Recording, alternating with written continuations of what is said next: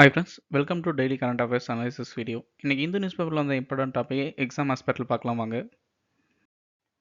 நம்ம இன்னைக்கு பார்க்க போகிற ஃபர்ஸ்ட் டாபிக் என்னன்னா European union and 14 other countries வந்து சவுத் சைனா சீயை வந்து டிஸ்பியூட் வந்து டிஸ்கஸ் பண்ணியிருந்தாங்க. அதாவது சைனா டாமினேஸ் பண்ணக்கூடாது அது ரிலேட்டாக வந்துச்சு. ஸோ ஆஸ் யூஷுவலாக நம்ம ஒரு டாபிக் எடுத்துக்கிட்டா ஒரு ப்ராக்டிஸ் கொஸ்டின், தென் நியூஸில் வந்த இம்பார்ட்டன்ட் பாயிண்ட்ஸ், அது மட்டும் இல்லாமல் ப்ரீமியஸில் கேட்கக்கூடிய வேல்யூவேஷன் பாயிண்ட் பார்க்கலாம். தென் ப்ரீவியஸ் இயர் கொஸ்டின்ஸ் எது மாதிரி கேட்டிருக்காங்கன்னு டீட்டெயில்ஸை பார்க்கலாம். சரி, ப்ராக்டிஸ் கொஸ்டினோட ஸ்டார்ட் பண்ணலாமா? கொஸ்டின் பாருங்க. The 2016 South China Sea arbitration award was delivered by A. International Court of Justice.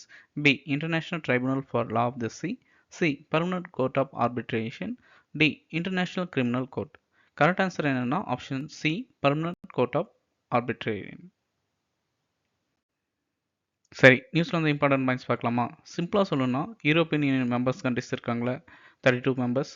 உங்களுக்கு ஒரு டாஸ்க், ஆல்ரெடி நிறைய டைம் யூரோப்பியன் யூனியன் வந்து அடிக்கடி நியூஸில் வரதுனால மெம்பர் கண்ட்ரிஸ் யாருன்னு கேட்குற கொஸ்டின்ஸ் வந்து நிறைய வாய்ப்பு இருக்குது. So European union member countries வந்து கமெண்ட் செக்ஷன் சொல்லுங்கள். யூரோப்பியன் யூனியன் மட்டும் இல்லாமல் 14 அதர் கண்ட்ரிஸ் வந்து என்ன பண்ணியிருக்காங்கன்னா 2016 வந்து சவுத் சைனா சீக்கு வந்து பர்மனன்ட் கோர்ட் ஆஃப் ஆர்பிட்ரேஷன் பார்த்தல அவங்க வந்து ஒரு தீர்ப்பு சொல்லியிருப்பாங்க. அதாவது வந்து சைனா வந்து ஒரு 9 டேஷ் லைன்னு சொல்லியிருப்பாங்க. அதாவது மெஜாரிட்டி ஏரியா வந்து அந்த சவுத் சைனா சீல வந்து அவங்களே கிளைம் பண்ணுற மாதிரி இருக்கும். ஆனால் வந்து அதுக்கு அகேன்ஸ்டாக வந்து பிலிப்பைன்ஸ் வந்து 2013 வந்து கேஸ் பண்ணி போட்டுப்பாங்க. அது வந்து பர்மனன்ட் கோர்ட் ஆஃப் ஆர்பிட்ரேஷன் வந்து 12th ஜூலையில் என்ன பண்ணிப்பாங்கன்னா 9 டேஷ் லைன்லாம் வேலிடாக இருக்காது. ஸோ வந்து எல்லாருக்கும் சிம்பிளாக சொல்லலாம், ஒரு 200 நாட்டிக்கு மேல் அந்த நம்மளுக்கு தெரியல 24 நாட்டிக்கு மேலே வந்து எக்ஸ்க்ளூசிவ் எக்கனாமிக் ஜோன்ஸ் அது மாதிரி வந்து ஒரு கண்ட்ரிக்கு வந்து நிறைய வந்து ஃப்ரீடமாக இருக்கும். அந்த ஏரியாவை வந்து ஃபுல்லாகவே கண்ட்ரோல் பண்ணுற மாதிரி, அங்கே அதில் இருக்க ரிச் மினரல் சோர்ஸை வந்து அவங்களே யூஸ் பண்ணுற மாதிரி. ஆனால் வந்து இந்த சவுத் சைனா சி 9 டேஷ் லைனில் வந்து ஃபுல்லாக சவுத் சைனா ஃபுல்லாகவே அவங்களே வந்து சைனாவுக்கே சொந்த மாதிரி பண்ணுற மாதிரி இருக்கும். அதில் வந்து மலேசியா, பிலிப்பைன்ஸ் நிறைய கண்ட்ரிஸ் வந்து பார்டர் பண்ணியிருப்பாங்க. அவங்களுக்கு வந்து எந்த ஒரு உரிமையும் இல்லாத மாதிரி இருக்கும். இதுக்கு அகேன்ஸ்டாக வந்து கோர்ட்டில் வந்து பிலிப்பைன்ஸ் வந்து கேஸ் போட்டாங்க. ஓகே, இது வந்து கரெக்ட் தான், நல் அண்ட் வாய்ட், இது வந்து ஃபாலோ பண்ணக்கூடாது 9 டேஸ் லைன், எல்லாருக்குமே வந்து சமமாக வந்து கரெக்டாக வந்து பங்கு பிரித்து தரணும் அந்த ஏரியாவை வந்து, அது மாதிரி சொல்லிப்பாங்க. ஆனால் சைனா வந்து அதை வந்து அக்செப்ட் பண்ணிக்க மாட்டாங்க.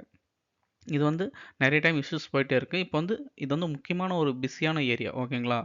ஷிப்ஸ் வந்து அது மூலயமா தான் வந்து ட்ராவலும் பண்ணுற மாதிரி இருக்கும். ரிசோர்ஸும் ரிச்சாக இருக்கிறதுனால யூரோப்பியன் யூனியன் அதர் 14 கண்ட்ரிஸ் வந்து கண்டிப்பாக அந்த ரூல்ஸை வந்து ஃபாலோ பண்ணும் அது மாதிரி வந்து சொல்லியிருப்பாங்க. ரீசெண்டாக அப்டேட் பண்ணியிருக்காங்க. அதுக்கு சைனா வந்து என்ன ரிப்ளை பண்ணியிருக்காங்கன்னா, அதெல்லாம் எங்களாட்ட முடியாது, நல் அண்ட் வாய்ட், நாங்கள் வந்து ஒத்துக்க மாட்டோம், அது மாதிரி சிம்பிளாக சொல்லி முடிச்சிட்டாங்க.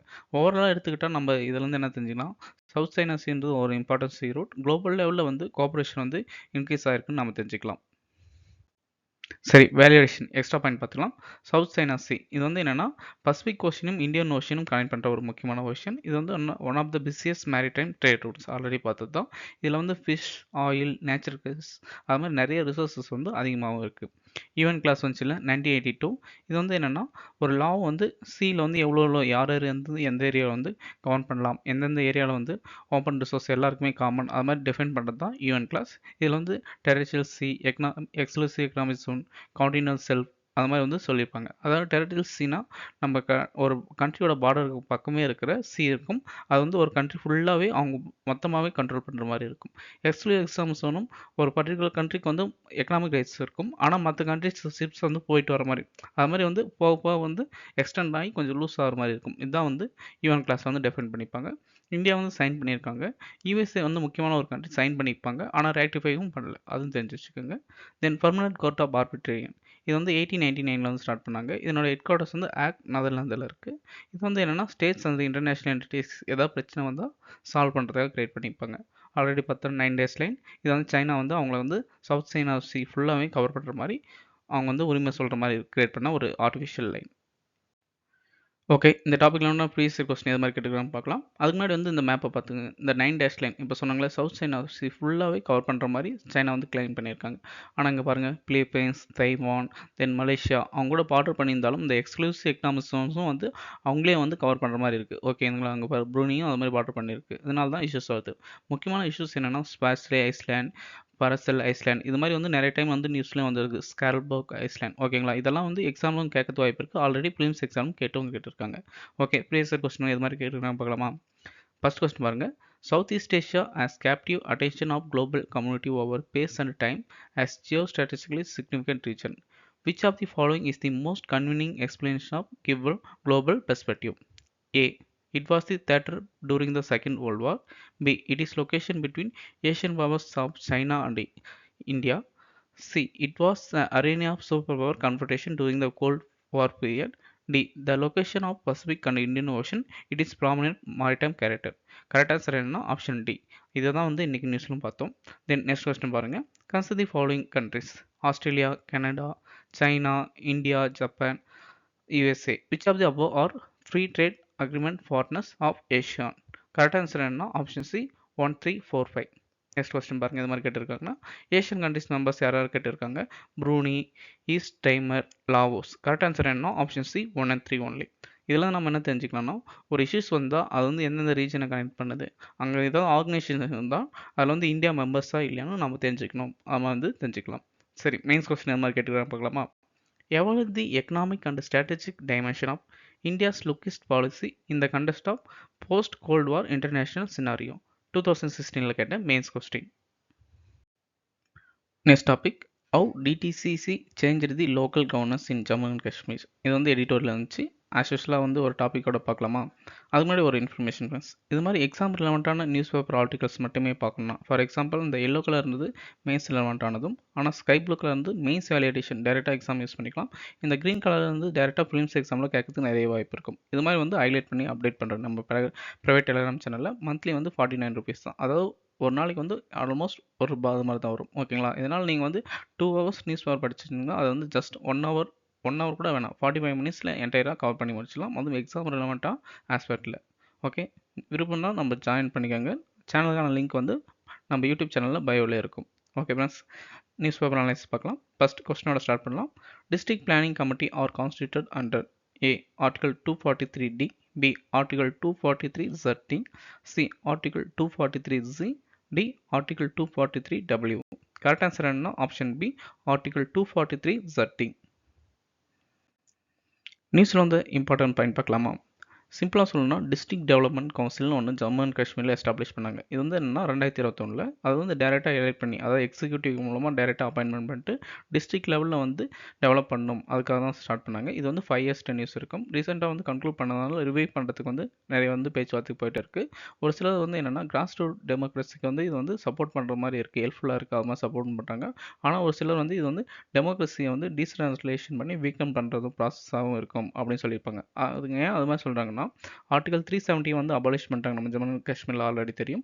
அது மட்டும் இல்லாமல் 73-74 அமெண்ட்மெண்ட் ஆக்டும் அங்கே வந்து ஒர்க் ஆக மாட்டேங்குது. ஏன்னா வந்து என்டையராக கிளாஸ் பண்ணிட்டாங்களே, அதில் வந்து என்ன பண்ணிப்பாங்கன்னா டிபிசின்னு இருக்கும். இந்த 73-74 அமெண்ட்மெண்ட் ஆக்டில் டிஸ்ட்ரிக்ட் பிளானிங் கமிட்டின்னு இருக்கும். அதில் வந்து டேரெக்டாக வந்து மெம்பர்ஸ் வந்து எலெக்ட் பண்ணிப்பாங்க. ஆனால் இப்போ பாருங்கள், கவர்மெண்ட்டே டிசியில் வந்து டேரெக்டாக கவர்மெண்ட் அப்பாயின்ட் பண்ணுறதுனால கரெக்டாக வந்து மக்களோட ஒரு கருத்தோ இல்லாட்டி வந்து பார்ட்டிசிபேஷனோ வந்து இருக்குமான்னு ஒரு கொஸ்டின்ஸ் ரைஸ் ஆகுது. அது மாதிரி வந்து ஆப்போசிட் பண்ணுறவங்க கொஸ்டின் ரைஸ் பண்ணியிருக்காங்க.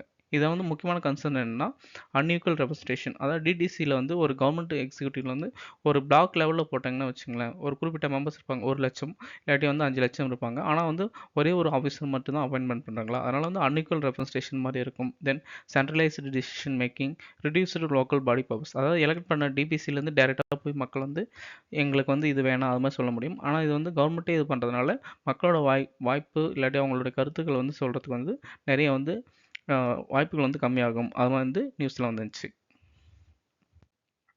சரி, வேல்யூ அடிஷனாக நியூஸில் வந்து இம்பார்ட்டன்ட் ஆர்கனைசேஷனோட வேல்யூ அடிஷன் பாயிண்ட் பார்த்துக்கலாம். First district development council. இது வந்து ஜம்மு அண்ட் காஷ்மீரில் 2020 ஸ்டார்ட் பண்ணாங்க. டைரக்ட்லி எலெக்டட் டிஸ்ட்ரிக்ட் லெவல் பாடின்னு சொல்லலாம். இது வந்து planning and monitoring district development வந்து ரெஸ்பான்சிபிளாக இருக்கும். தென் 73 கான்ஸ்டியூஷனல் அமெண்ட்மெண்ட் எல்லாருக்குமே தெரியும். இது வந்து பஞ்சாயத்து ராஜ் இன்ஸ்டியூஷனை இம்ப்ரூவ்மெண்ட் பண்ணுவாங்க. பார்ட் 9லேருந்து கான்ஸ்டியூஷனில் ஸ்டார்ட் பண்ணாங்க. இது வந்து ஆர்டிகல் 243 ஆர்டிகல் 243D வரைக்கும் கவர் பண்ணும். இது வந்து என்னென்னா 11th ஷெட்யூல் வந்து இன்க்ளூட் பண்ணிப்பாங்க. இதில் வந்து 29 சப்ஜெக்ட்ஸ் இருக்கும். அதாவது வந்து பஞ்சாயத்து லெவலில் வந்து அவங்க பிளான் பண்ணி இம்ப்ளிமெண்ட் பண்ணுறதுக்கு பவர்ஸ் வந்திருப்பாங்க. அதே மாதிரி 74th அமெண்ட்மெண்ட் ஆக்ட் வந்து இங்கே 73ன்றது பஞ்சாயத்து லெவல், 74ன்றது ஒரு அர்பன் லோக்கல் பாடிஸ் கவர் பண்ணும். இது வந்து பார்ட் 9A வந்து ஆட் பண்ணிப்பாங்க. ஆர்டிகல் 243P to 243Z அது வரைக்கும் கவர் பண்ணிப்பாங்க. இது மட்டும் இல்லாமல் 12th ஷெட்யூலில் வந்து 18 சப்ஜெக்ட்ஸும் ஆட் பண்ணிப்பாங்க. தென் நியூஸில் வந்து முக்கியமான ஒரு பாயிண்ட் என்னென்னா டிஸ்ட்ரிக்ட் பிளானிங் கமிட்டி. இது வந்து ஒரு கான்ஸ்டியூஷனல் பாடி, அதை ஞாபகம் வச்சுக்கோங்க. ஆர்டிகல் 243D வந்து ஒர்க் ஆகும். இது வந்து என்னென்னா பஞ்சாயத்து முனிசிபாலிட்டியை வந்து பிளானை வந்து இன்டெகிரேட் பண்ணி ஒரு டிஸ்ட்ரிக்ட் லெவலில் வந்து ப்ராப்பராக இம்ப்ளிமெண்ட் பண்ணுறதுக்காக கொண்டு வந்தது. அதுவும் ஞாபகம் வச்சுக்கோங்க. ஓகே ஃப்ரெண்ட்ஸ், இந்த டாபிக்ல ப்ரீவியஸ் கொஸ்டின் எது மாதிரி கேட்டுக்கிறாங்க பார்க்கலாம்.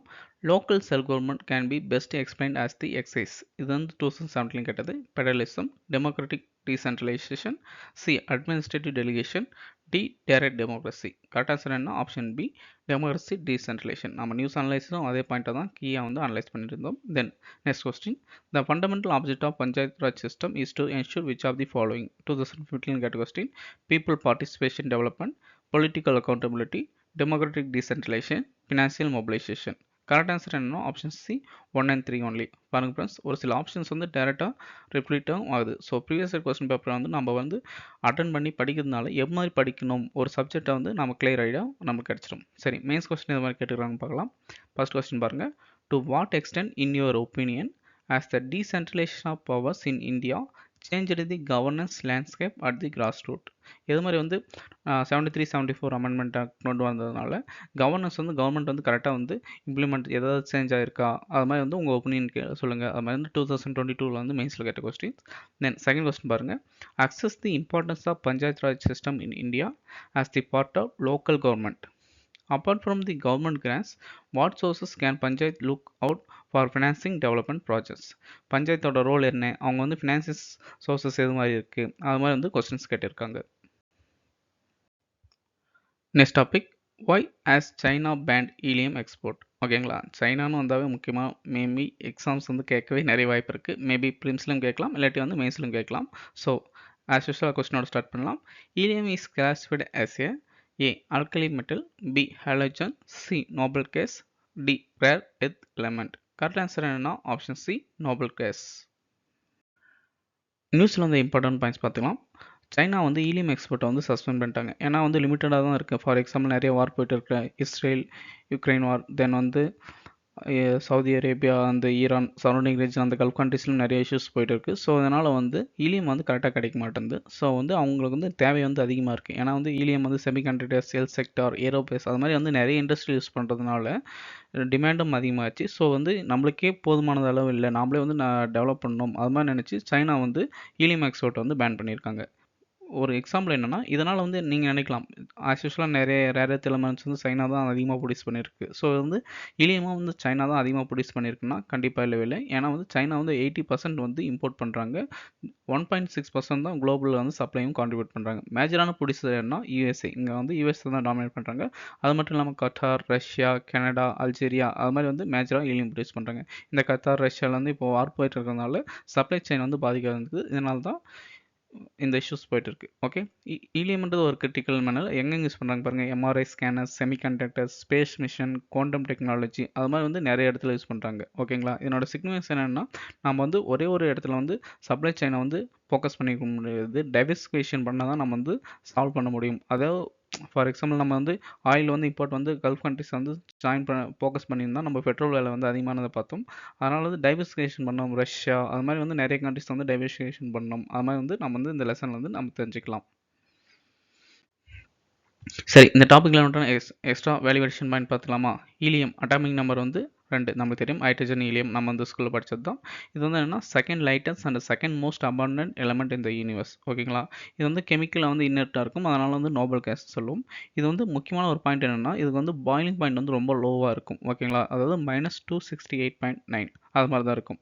ஓகேங்களா, இது வந்து ஆர்டிஃபிஷியலாக ப்ரொடியூஸ் பண்ண முடியாது. ஓகேங்களா, இது வந்து நேச்சுரலாக தான் ப்ரொடியூஸ் பண்ண முடியும். ஃபார் எக்ஸாம்பிள் அது மாதிரினா அண்டர் கிரவுண்டில் வந்து யுரேனியம் அது மாதிரி தோரியமெல்லாம் இருக்குல்ல, அது மாதிரி ரியாக்ட் ஆகும்போது ஆல்ஃபா பார்ட்டிகல்னு வந்து ரிலீஸ் பண்ணும். ஓகேங்களா, இது வந்து எலக்ட்ரான் கூட வந்து ஜாயின் பண்ணிட்டு தான் இந்த ஹீலியம் கேஸ் வந்து ப்ரொடியூஸ் பண்ணும். ஸோ வந்து நேச்சுரலாக ப்ரொடியூஸ் பண்ண முடியாது. இது வந்து நேச்சுரல் ப்ராசஸ், நான் ரினியூவபிள் எனர்ஜியாக இருக்கிறதுனால டிமாண்டும் வந்து அதிகமாகவும் இருக்குது. மேஜர் ப்ரொடியூசர்ஸ் ஆல்ரெடி பார்த்தோம்னா யூஎஸ் வந்து பண்ணுறாங்க. மேஜர் யூசர்ஸ் எதுக்கு யூஸ் பண்ணுவாங்கன்னா MRI scanners, semiconductor manufacturing, space and rocket technology, fibre optical கேப்டிகல் ப்ரொசன், லீக் டிடெக்ஷன் அண்ட் கிரியோஜெனிக்ஸ் இது மாதிரி முக்கியமான எல்லாத்துலேயும் யூஸ் பண்ணுறதுனால ஹீலியம் ஒரு இம்பார்ட்டன்ட் கேஸ். ஸோ வந்து சைனா வந்து பேன் பண்ணிக்கிறதுனால கண்டிப்பாக எக்ஸாமில் கேட்கறதுக்கும் வாய்ப்பு இருக்குது. எக்ஸ்ட்ரா பாயிண்ட்ஸும் படிச்சுக்கோங்க. சரி, இந்த டாபிக்ல நான் எக்ஸ்ட்ரா பாயிண்ட்ஸ் பார்த்துக்கலாமா? சாரி, ப்ரீவியஸ் இயர் கொஸ்டின் பார்த்துக்கலாம். பாருங்க, ஆல்ரெடி பார்த்து தான். ஹீலியம் வந்து யூஎஸ் தான் அதிகமாக ப்ரொடியூஸ் பண்ணுறாங்க. தென் வந்து கத்தார், தென் வந்து ரஷ்யா, தென் அல்ஜீரியா, அவங்களாம் கூட லீடிங் ப்ரொடியூசராக இருக்காங்க. சரி, கொஸ்டின் பார்க்கலாம் வாங்க. Question, prelims question. A team of scientists at Buchanan National Laboratory, included those from India, created the heaviest antimatter, anti-helium nucleus. What is or implications of creation of antimatter? 2012 கேட்ட question. First statement பாருங்க. It will make mineral prospecting and oil exploration easier and cheaper. Second statement, it will help to improve possibility of existence of stars and galaxy made of antimatter. Third, it will help understand and evolution of universe. Correct answer என்னன்னா option B 2 and 3. சரி, next films question பாருங்க. Which of the following adds nitrogen to the soil? 2013 கேட்ட question. Excretion of urea by animals, burning of coal by man, death of vegetation. Correct answer என்னன்னா option C 1 and 3 only. Next editorial பார்க்கலாம். Ethanol blending ரிலேட்டடாக வந்து editorial வந்து question கேட்டிருந்தாங்க. Consumers வந்து நிறைய suffer ஆகிறது வாய்ப்பு இருக்குது, அதுக்கான சொல்யூஷன் சொல்லலாம். அவன் வந்து இந்த எடிட்டோரியல் வந்து டிஸ்கஸ் பண்ணியிருந்தாங்க. ஆஸ் யூஷுவலாக கொஸ்டினோட ஸ்டார்ட் பண்ணலாம். கொஸ்டின் பாருங்கள். Second generation ethanol is primarily produced from A sugar cane juice, B molasses, C agriculture residue, D food grains. Correct answer என்னன்னா ஆப்ஷன் சி அக்ரிகல்ச்சர் ரெசிடியூஸ். சரி, நியூஸில் வந்து இம்பார்ட்டன்ட் பாயிண்ட்ஸ் பார்க்கலாமா?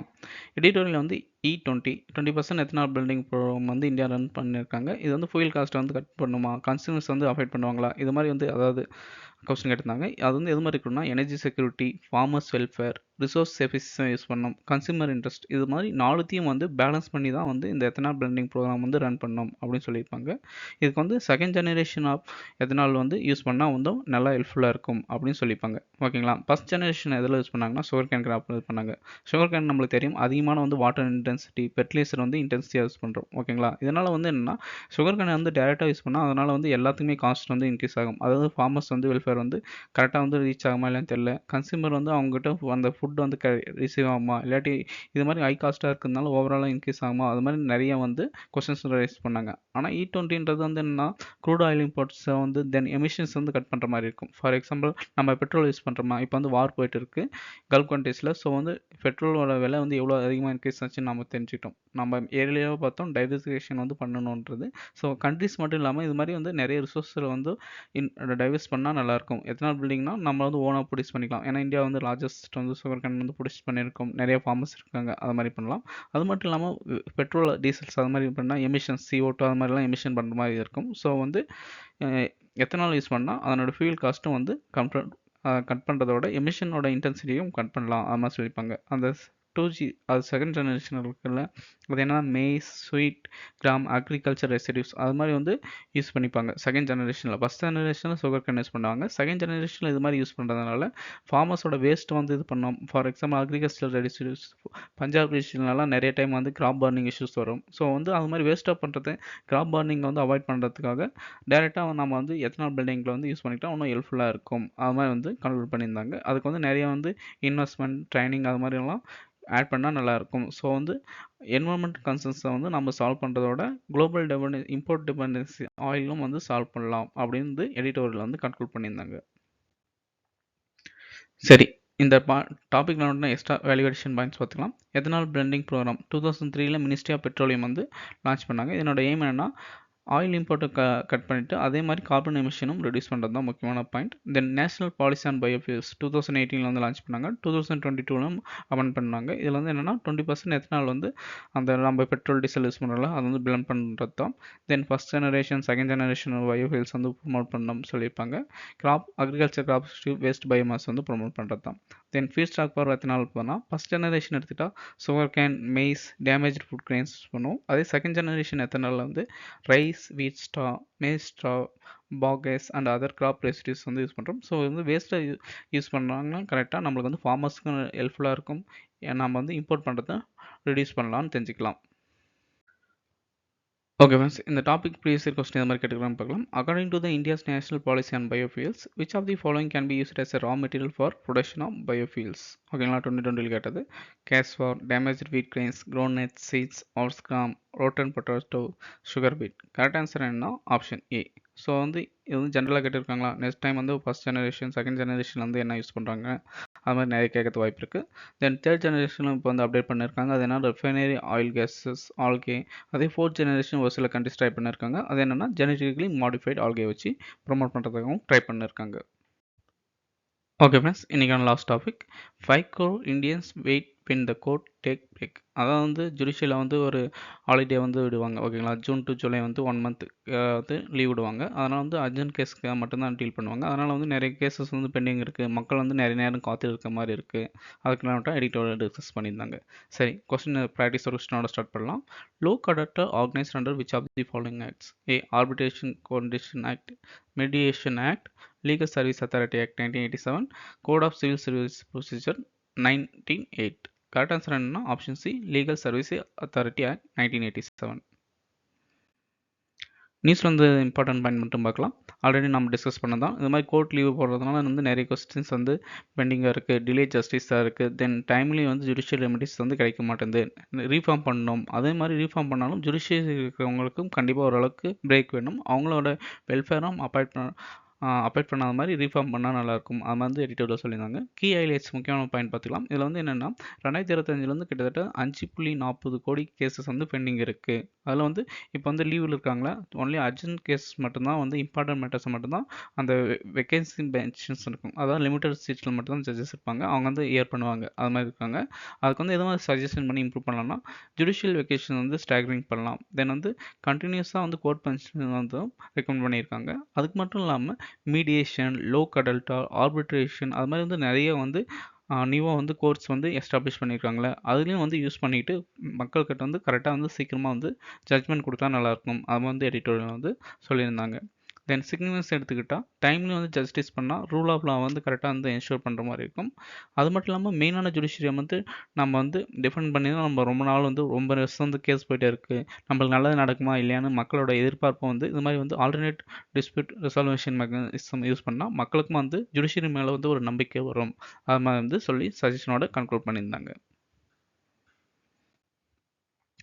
எக்ஸாம் ரிலேட்டடான வேல்யூவேஷன் பாயிண்ட் பார்த்துலாமா? First, national judicial data grid. இது வந்து என்னென்னா online database for pending and dispose case வந்து டீட்டெயிலாக சொல்லிப்பாங்க. இது வந்து கோர்ட் மிஷன் மோட் ப்ராஜெக்ட் அதுக்குள்ள வந்து டெவலப் பண்ணியிருக்காங்க. இது வந்து ஒரு ஜுடிஷியல் டிரான்ஸ்பரன்சி அண்ட் மானிட்டரிங்கை வந்து என்ஹான்ஸ் பண்ணுற மாதிரி இருக்கும். Then article 39A constitution director principle substate பாலிசியில் என்ன சொல்லிப்பாங்கன்னா ஒரு ஸ்டேட் வந்து equal justice and free legal எய்டை வந்து ப்ரொமோட் பண்ணணும் அது மாதிரி சொல்லிப்பாங்க. Alternate dispute resolution, arbitration, mediation, conciliation, local அசாஸ். இப்போ வந்து இது மாதிரி இஷ்யூஸ் டேரெக்டாக வந்து அதிகமாக கேட்கறதுனால இந்த டாபிக் எல்லாமே வந்து எக்ஸாமில் கேட்கறதுக்கு நிறைய வாய்ப்பு இருக்கும். ஸோ அடிஷ்னலாக அந்த டாபிக் பாயிண்ட்ஸும் நீங்கள் வந்து படித்து வச்சுக்கோங்க. தென் மீடியேஷன் ஆக்ட் 2023 வந்து கொண்டு வந்தாங்க. இது வந்து institutional and pre litigation mediation வந்து ப்ரொமோட் பண்ணுறாங்க ஓகேங்களா. ஓகே ஃப்ரெண்ட்ஸ், இந்த டாபிக் நான் ப்ரீவியஸ் கொஸ்டின் பார்த்துலாம். With reference to local data which of the following statement is are correct? 2010 கேட்ட கொஸ்டின். ஃபர்ஸ்ட் ஸ்டேட்மெண்ட் பாருங்கள். Local data are judicial to settle matters at pre litigate stages are not those matters pending before any court. B, local data can deal with matters which are civil, not criminal in nature. C, every local data consists of either serving or retired judicial officer only, not any other persons. D, none of the above. Correct answer என்ன? Option D, none of the above. ஏன்னா வந்து எல்லா ஸ்டேட்மெண்ட்டும் தப்பு தான்.